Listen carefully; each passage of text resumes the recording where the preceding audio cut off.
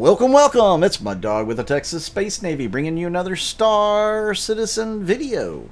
And I'm bringing you more action from 313 on the PTU Wave 1. And let me tell you, this is still buggy. It's still major loss of frames.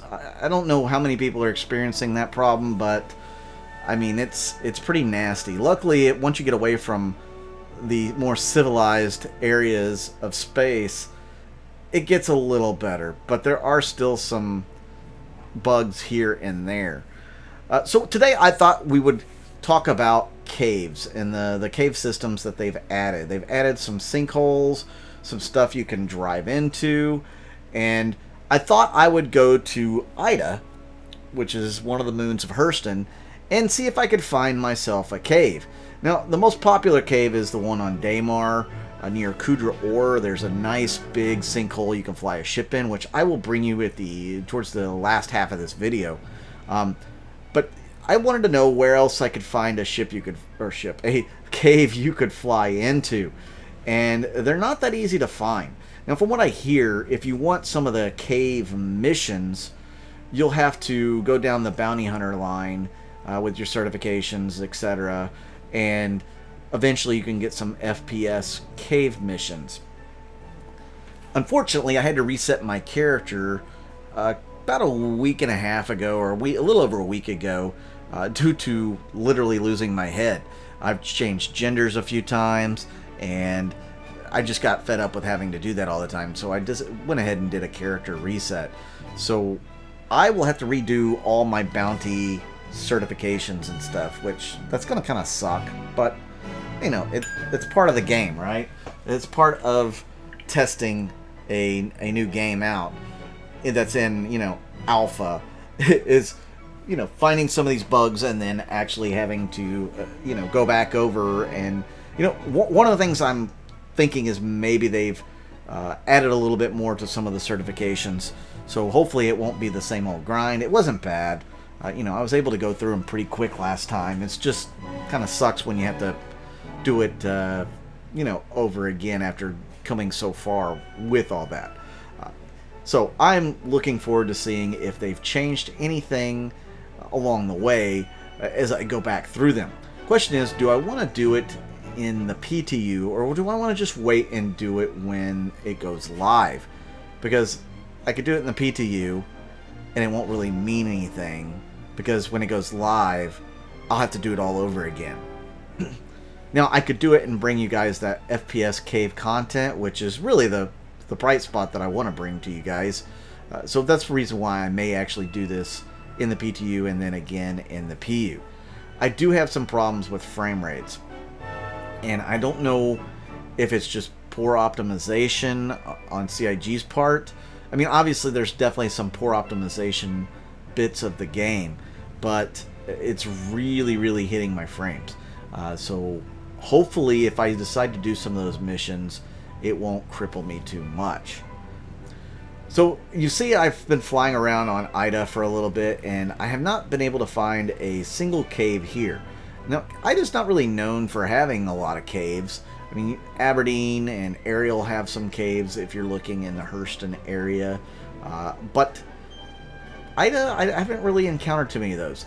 Magda, not really too many caves there as well. So I probably just chose the wrong moon to go to here, but you know, I hadn't been to Ida in a while, and I wanted to see if I could find anything new here. And obviously, that was probably not the best choice. As you can see, I'm not finding much, but I am enjoying my little cruise along the surface here. So what are other planets that you can find caves? Well, like I said, there's Aberdeen and Ariel.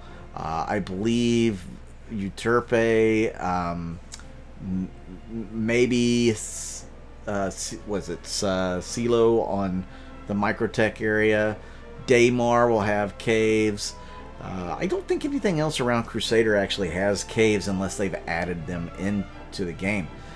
Something else I should have checked out that I will probably look into here in the coming days will be the asteroids, how they've changed. I want to take a look and see the diversity that they've put in asteroids. You can kind of see some diversity in the rocks on the planets right now, but there are a lot of same looking rocks as well. So I'm a little worried about the asteroids. I'll have to get a closer look at it to see. So I'm definitely going to bring you guys that in the coming days as well. I need to write a list down of those features and new things in 3.13 that you guys may want to see. Obviously, I saw some shadow here, and I thought it might have been a cave, so I flipped around to quickly see if I could find it, and there was no cave there. It's just rocks. Have you guys explored the caves of 3.13 yet? What do you think about them? Do you like them?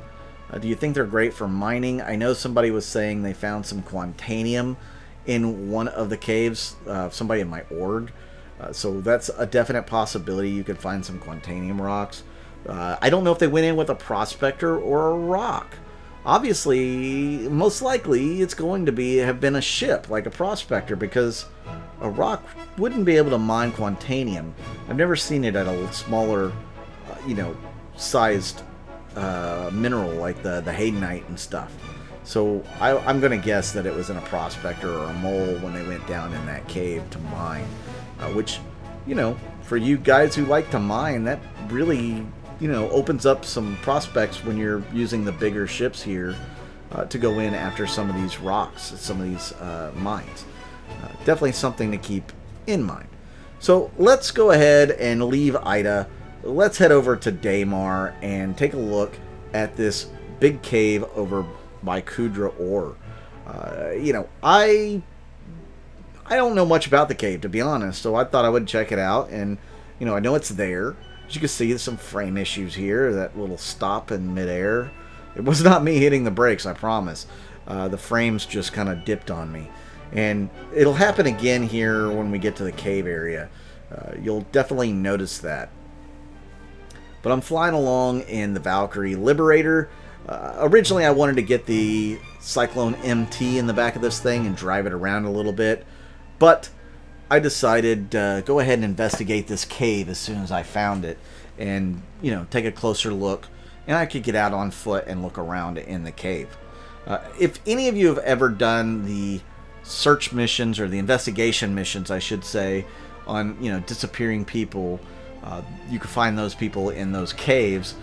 From what I hear, these are very similar as far as when it comes to the FPS missions. The people are way back into some of those caves, which is kind of a negative for some folks. They're like, why would they go back there?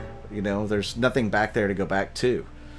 So I can kind of understand that. I mean, if it's a hideout, you're probably not going to go too deep in the cave system for fear of getting lost. So originally I was going to go down nose first, and then I got to thinking, well, it's not very stable in the Valkyrie doing that. I have VTOL thrusters for a reason, and I want to measure how big this mouth of this cave entrance is. I did see, I think it was on Terrada's Twitter, somebody flew an 890 jump nose first into this cave and blew up. I'm just going to fly down here as best I can and try to avoid some of the ledges, which I will clip a little bit here, and I don't see how, but it does happen. Oh, right there. Back left wing. Just a tip. Just a little bit. Clipping the rock. So now I'm going to adjust as I want to take it a little bit further down. I do have my landing gear down at this point. So what happens next is quite interesting. But I can tell you, this is about as far as I got with the caves before another bug hit. Yep, there I go. Right through the planet. And boom. Alright guys, so I really do appreciate you guys tuning in and watching this video. This is 313 in a nutshell right here. So make sure you hit that like button, hit that subscribe button. I'm Mud Dog with the Texas Space Navy. I'll see you out in the verse.